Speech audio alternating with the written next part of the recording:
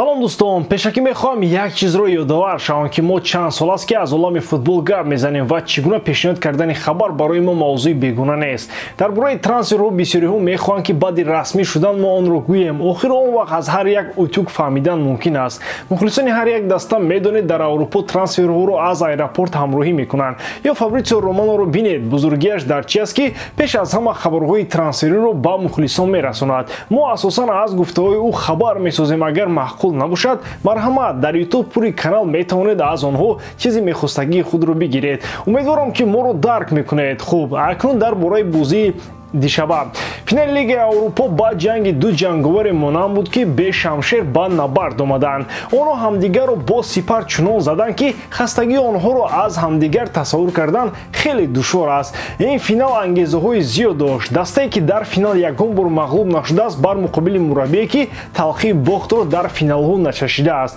Ин бар оқибати ду намояндаи муҳорибаҳои тамбатам монанд аст ки то дидори ҳамдигар ягон бохт надоштанд. Имкониятҳои Рома ва Севилья барои ғалаба дар ин дидор баробар гуфта мешуданд, аммо аз аввал маълум буд ки дар финал кадом даста ғолиб меояд. Барои имкон доштани ягон дастаи дигар бояд Севилья ба ин мусобиқа роҳ дода нашавад. Шаҳри ин бозӣ ва дигар хабарҳои муҳими як шабонарӯзи охир дар видеои имрӯзаи мо. Лайки қиматбоҳои худро гузоред ва то охир моро ҳамроҳӣ кунед. моро бошад имшаб финали дигар интизор аст. Кубоки Англия ки дар он вомехӯранд Манчестер Юнайтед ва Манчестер Сити. Дар ин гуна бозиҳо фаворитро интихоб кардан кори дуруст нест. Прогнози ман дар ин бозӣ ҳардуи дастҳо гол мезананд ё ин ки тотал болши дувунем. Шумо бошед метавонед фаворити худро дар 1x интихоб намоед. Ин ширкат чандин сари сол мешавад ки кору фаъолият дорад ва беҳтарин шароитҳоро пешниҳод мекунад. Танҳо дар мо ва махсусан барои шумо промокод тайёр кардем бо номи AMG 0777 ки дар аввалин пардохт метавонед соҳиби $100 бонус гарден. Дар он ҷо регистратсияи осон, пур кардани маблағ аз томи гӯшаву канори дунё. Ссилкаи бозӣ дар комментарияи ин видео. Дар финал аз 22 нафари дар майдон буда ситораи азама дурахшон Дибала буд. Раҳмат ба Жозе ки новобаста ба бозии пурра дифоъкунона Дибаларо дар ҳайати асосӣ ба майдон овард.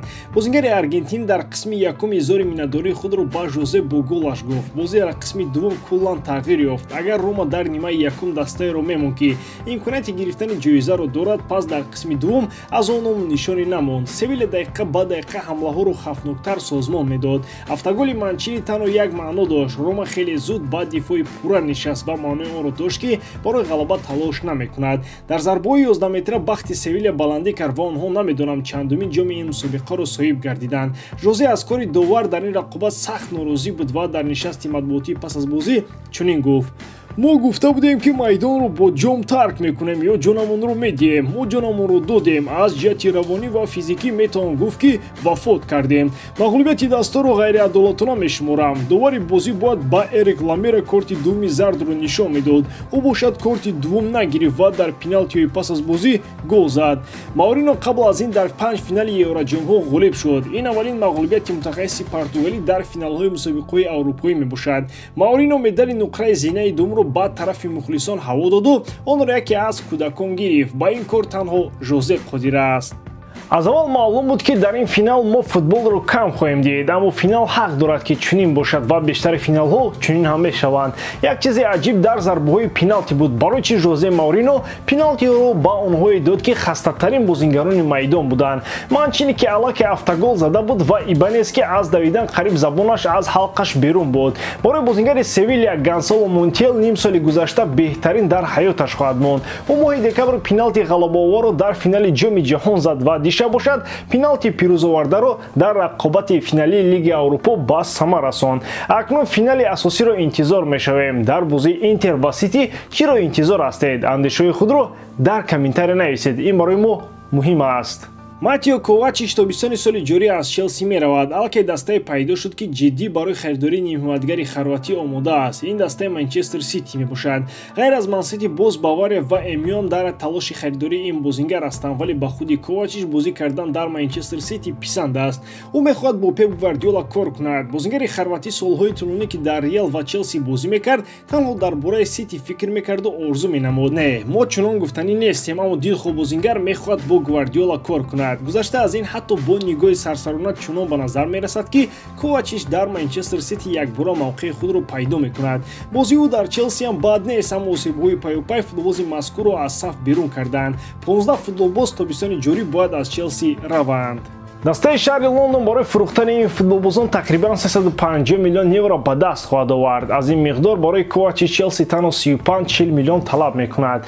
Почтино то ҳол дар ин маврид андешаи худро баён накардааст. Шояд барои мутахассиси аргентинӣ Ковачич ва маҳоратҳои ӯ дар хатти нимҳимоя лозим бошанд. Новобаста аз ин гуфтушунидҳои аввал байни ҷонибҳо аллакай сурат гирифтанд ва онҳо натиҷаи мусбат доранд. Бозигари номбурда метавонад мавқеи Илкай Гундаганро дар дастаи шаҳри Манчестер бигирад. Лигаи чемпионҳо ин лигаи чемпионҳост, аммо 100 миллион ин 100 миллион аст. Бо чунин ҷумла мо мавзӯи рафтани Бенземаро ба Арабистони Саудӣ оғоз мекунем. Бозигари фаронсавӣ бо эҳтимоли ғолиб ба Премер-лигаи Арабистони Саудӣ мегузарад. Пешниҳодҳои равғанини Ал-Иттиҳод дар ниҳояти кор Бенземаро бовар кунонданд ки ин ҳамлагари фаронсавӣ розигии худро барои гузариш ба дастаи ин мамлакат бидиҳад. Тамоми мамлакати Арабистон дар интизори ин футболбоз мебошанд. ҳукумати мамлакат ҳам барои бозам ҷалби диққат ба ин минтақа барои овардани Бензема ба Ал-Иттиҳод мусоидат мекунад. Дирӯз Карим бо президенти даста Флорентино Перес қариб 3.5 соат гуфтушунӣ доштанд. Маълум нест ки ҷонибҳо ба кадом хулоса омаданд, вале тамоми расонаҳои калон ва ба боварии арзанда аз он мегӯянд ки футболбози фаронсавӣ дар бораи рафтани худ аллакай Реалро хабардор кардааст. Карим меравад ё не, мухлисони Реал ӯро ҳамеша бо ханда дар лабон ва бо номи нек ёд хоҳанд кард. ӯ мавсими беҳтарини худро дар карьераш дар сафи Реал гузаронд ва солҳои беҳтарини худро ба ин даста бахшид. барои Ҳоҷӣ Карим муҳимтарин дастовард ин ки туби тиллоро дар ин даста соҳиб гардид. Бо як калима Карим легендаи Реал аст. Ки метавонид соли 2009 фикр кунад ки Карим Бензема метавонад ба қатори легендаҳои даста ба мисли Роналду, Раул, Хенто, Пушкаш, Ди Стефано ва нишонзани дуввум дар тарихи Реал мешавад. Тибқи хабарҳо Карим Бензема ба Роналду дар тамос шуда дар бораи ҳаёти рӯзмарра ва кишвари Арабистони Саудӣ аз ӯ пурсон шудааст. Ҳамчунин Бензема бо Криштиану дар мавриди футболи Арабистони Саудӣ суҳбат кардааст. Агар трансфери Бензема рух бидиҳад, пас ӯ рақиби Криштиану Роналду хоҳад шуд. ба ҳамин тамом боридам ки эҷодкории ман ба шумо писанд меояд. Лайк, комментария ва дар канал обуна шуданро аз ёд набароред. Бо шумо мисли ҳар вақта Муҳаммад Гаиров. Хай бародарон, дар паноҳи Аллоҳ.